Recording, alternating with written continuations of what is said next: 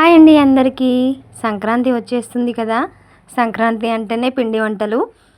మనకి పిండి వంటలు అనగా గుర్తొచ్చేది ఈ గర్జకాయలు. తెలంగాణ స్పెషల్ గర్జలు అంటారు. చాలా టేస్టీగా ఎలా చేసుకోవాలో చూపిస్తున్నాను, చూసేయండి. ముందుగా ఒక ప్లేట్ తీసుకొని దాంట్లోకి 1 కప్పు గోధుమ పిండి వేసుకుంటున్నాను. ఇది సుమారుగా 1/2 kg ఉంటుంది. తర్వాత అందులోకి కొంచెం ఉప్పు వేసుకోవాలి. తర్వాత ఒక 3 టేబుల్ స్పూన్లు సూజీ రవ్వ వేసుకోవాలండి. అదే ఉప్మా రవ్వ అంటాం కదా, అది వేసుకోవాలి. అది వేసుకున్నాక ఒకసారి కలిపేసుకోవాలి. తర్వాత ఇందులో కరిగించుకున్న నెయ్యి వేసుకోవాలి, వేడివేడిది. ఒక 2 టేబుల్ స్పూన్లు వేసుకోవాలి. ఇదంతా మొత్తం అంతా కలిసేలాగా కలిపేసుకోవాలి. మీకు కావాలంటే మైదాపిండితో అయినా చేసుకోవచ్చు, కానీ మైదాపిండి కాకుండా గోధుమ పిండితో ఇంకా క్రిస్పీగా ఎలా చేసుకోవాలో చూపిస్తున్నాను. స్కిప్ చేయకుండా ఫుల్ వీడియో చూసేయండి. తర్వాత ఇదంతా ఒకసారి కలిపేసుకున్నాక కొంచెంగా వాటర్ వేసుకోవాలి. కొంచెంగా వాటర్ వేసుకొని కొంచెం సాఫ్ట్గానే కలుపుకోవాలి. చూస్తున్నారా, ఇలా సాఫ్ట్గా కలిపేసుకోవాలి. కొంచెం వాటర్ లూజ్ అయినా పర్లేదు, ఎందుకంటే మనం అందులో రవ్వ వేసాం కాబట్టి పీల్చేసుకుంటుంది. మనం ముందుగానే గట్టిగా కలిపేసుకున్నాక మనం చేసేటప్పుడు మళ్ళీ ఇంకొంచెం గట్టిగా అవుతుంది. అలా కాకుండా ఇలా ముందుగానే సాఫ్ట్గా కలిపేసుకొని పెట్టేసుకోవాలి. చూస్తున్నారా, ఇలా మనకి చేతికి అంటుకుంటూ ఉంటుంది స్టిక్కీగా. ఇలా అంటుకున్నప్పుడు దాంట్లోకి కొంచెం నూనె అప్లై చేసుకొని ఇలా పిండి ముద్ద రెడీ అయిన తర్వాత కొంచెం నూనె పైన అప్లై చేసుకొని కొంచెం మూత పెట్టేసి ఒక 10 నిమిషాలు నానబెట్టేసుకోవాలి. తర్వాత మనం అందులోకి స్టఫింగ్ కోసం స్టవ్ వెలిగించి ప్యాన్ పెట్టేసుకొని 1 కప్పు నువ్వులు వేసుకుంటున్నాను.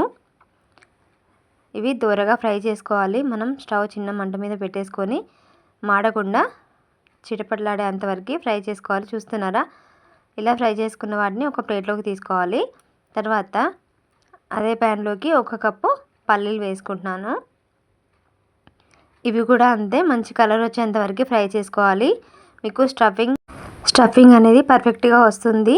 మనకి ఈ కొలతలతో చేస్తే నేను చెప్పాను కదా, ఆ పిండి క్వాంటిటీకి నేను చెప్పే కొలతలు అనేది పర్ఫెక్ట్గా వస్తుంది.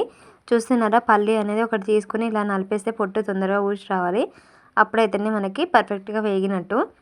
ఇప్పుడు అదే ప్యాన్లోకి 1/2 కప్పు ఎండు కొబ్బరి ముక్కలు వేసుకుంటున్నాను. కొంచెం ఫ్రై చేసుకుంటే సరిపోతుంది. ఇవి కొంచెం వేగితే ఇలా బ్రౌన్ కలర్ వచ్చేంత వరకు ఫ్రై చేసుకుంటే సరిపోతుంది. ఇందులో ఆయిల్ అయినా నెయ్యి అయినా ఇలాంటిది అవసరం లేదు. ఇలా ఫ్రై అయిన తర్వాత ఒక ప్లేట్లోకి తీసుకొని చల్లారిన తర్వాత మాత్రమే మనం మిక్సీ వేసుకోవాలి. ఎందుకంటే వేడి మీద వేస్తే ఆయిల్ అనేది బయటకు వచ్చేస్తుంది. చూస్తున్నారా, ఇలా కొంచెం బరకగా గ్రైండ్ చేసుకుంటే సరిపోతుంది. మరీ ఫైన్గా కూడా గ్రైండ్ చేసుకుంటే అంత టేస్టీగా ఉండదు. ఇలా గ్రైండ్ చేసుకున్న తర్వాత మనం ముందుగా వేయించి పెట్టుకున్న నువ్వులు పల్లీలు ఉన్నాయి కదా, అవి కూడా సేమ్ అలాగే గ్రైండ్ చేసుకోవాలి. మరి మెత్తగా గ్రైండ్ చేసుకోకుండా కొంచెం పలుకుగా ఉండేటట్టుగానే గ్రైండ్ చేసుకోవాలి. మరి మొత్తం మెత్తగా ఉంటే అస్సలు బాగోదు. చూస్తున్నారా, అర్థమవుతుంది కదా. ఇలా గ్రైండ్ చేసుకొని మనం ముందుగా వేసుకున్న కొబ్బరి పొడిలోకి ఇది కూడా అందులోకి వేసుకోవాలి. తర్వాత ఇదంతా ఒకసారి మిక్స్ చేసేసుకోవాలి, కలిపేసుకోవాలి. నేను ఇందులోకి బెల్లం తురుము యాడ్ చేయట్లేదు. బెల్లంని కట్ చేసుకొని ఇందులోకి ఇలాచీ పొడి వేసుకోవాలి. 1/2 టేబుల్ స్పూన్ ఇలాచీ పొడి వేసుకోవాలి. నేను బెల్లంని కట్ చేసి వేసుకుంటాం కదా, నేను పొడి వాడుతున్నాను. మీ దగ్గర పొడి ఉంటే పొడి వేసుకోవచ్చు. ఇది మనం మిక్సీ పట్టాల్సిన అవసరం లేదు. మనం నార్మల్గా బెల్లంని తీసుకుంటే అదే మిక్సీ వేసుకోవాలి. ఇదంతా ఒకసారి కలిపేసుకున్న తర్వాత కొంచెంగా తీసుకొని మిక్సీ వేసుకుంటే ఇది పొడి పొడిలాడుతూ వస్తుంది. నేను నార్మల్గా బెల్లం పొడి వేసాను కాబట్టి మిక్సీ అవసరం లేకుండా ఒకసారి కలిపేసుకోవాలి.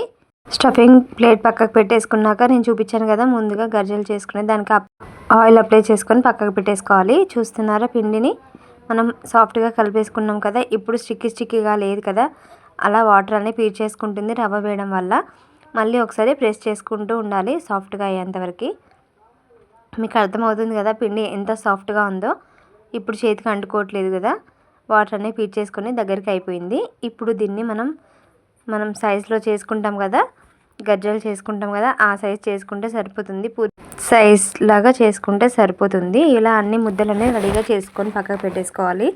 చూస్తున్నారా, మనం చేసిన క్వాంటిటీకి ఇన్ని వచ్చాయి. ఇప్పుడు ఇవి ఆరిపోకుండా దీని మీద ఒక క్లాత్ కప్పేసుకొని పెట్టేసుకోవాలి.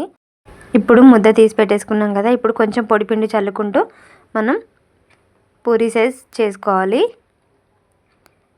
ఇప్పుడు నేను 2 రకాలుగా చేసి చూపిస్తాను. ఒకటేమో దాంట్లో గర్జలు చేస్తే దాంట్లో ప్లేట్లో పెట్టి చూపిస్తాను, ఒకటి నార్మల్గా ఎలా చేసుకోవాలో చూపిస్తాను.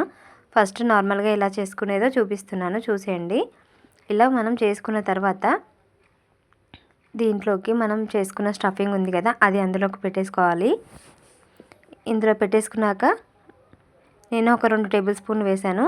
తర్వాత చుట్టూరా వాటర్ అప్లై చేసుకోవాలి, ఊడిపోకుండా. ఇలా వేసుకొని వాటర్ అప్లై చేసుకొని మొత్తం దగ్గరికి అనేలాగా కొంచెం ప్రెస్ చేస్తూ చేసుకోవాలి. ఇది కొంచెం ప్రాసెస్ ఉంటుందండి, కొంచెం లేట్గా అవుతుంది.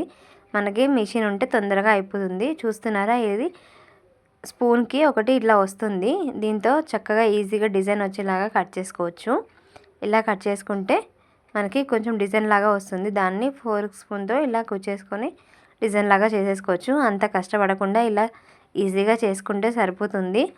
మిషన్లో అయితే ఇది అప్లై చేసుకొని దాంట్లోకి ఒక 2 టేబుల్ స్పూన్ల స్టఫింగ్ పెట్టేసుకోవాలి. మనకి నిండుగా వేసుకుంటేనే పర్ఫెక్ట్గా వస్తుంది షేప్ అనేది, టేస్ట్ కూడా చాలా బాగుంటుంది. ఇలా నిండుగా వేసేసుకొని దాని చుట్టూరా వాటర్ అప్లై చేసుకొని ఇలా సైడ్లోకి వచ్చేసి తీసేసుకోవాలి. చూస్తున్నారు కదా, ఇలా అన్నీ చేసుకొని పక్కకు పెట్టేసుకోవాలి. ఈజీగా వచ్చేస్తుంది. మనం ఫస్ట్ కొంచెం ఆయిల్ అప్లై చేస్తే సరిపోతుంది. చూస్తున్నారా ఎంత నిండుగా చక్కగా వచ్చిందో. ఇప్పుడు ఇలా అన్నీ రెడీ చేసుకొని ప్రిపేర్ చేసుకొని పెట్టేసుకోవాలి. ఇలా అన్నీ పెట్టేసుకున్నాక చూసారా, పర్ఫెక్ట్గా స్టఫింగ్ అయితే మనకి కొంచెం మిగిలిపోయింది, కరెక్ట్గా సరిపోయింది. చూస్తున్నారా, తర్వాత ఆయిల్ పెట్టేసుకొని స్టవ్ మీద చిన్న మంట మీద హీట్ చేసుకోవాలి. మనం చిన్న పిండి ముద్ద వేయగానే మెల్లగా పైకి తేలాలి. అప్పుడైతేనే మనకి ఇవన్నీ వేసుకోవాలి. ఎక్కువ హీట్గా ఉంటే తొందరగా మాడిపోతాయి పైన, అప్పుడు క్రిస్పీగా అస్సలు ఉండవు, మెత్తపడిపోతాయి. మనం తీయగానే పైనుంచి ఆయిల్లో నుంచి తీసిన కొద్దిసేపటికే మెత్తగా అయిపోతాయి. అలా కాకుండా మనం చిన్న మంట మీద ఫ్రై చేసుకుంటూ మంచి గోల్డెన్ కలర్ వచ్చేంత వరకు ఫ్రై చేసుకుంటూ ఉంటేనే మనకి ఎన్ని రోజులైనా పాడవకుండా ఉంటాయి, క్రిస్పీగా ఉంటాయి. చాలామంది గోధుమ పిండితో చేసుకోవాలంటే మెత్తగా అయిపోతాయి కదా అని అనుకుంటారు. కానీ మైదా పిండి కంటే ఎక్కువగా టేస్ట్గా గోధుమ పిండితోటే ఉంటాయి. మనం కాల్చుకునే దాన్ని బట్టి మనకి నిలువ ఉంటాయి.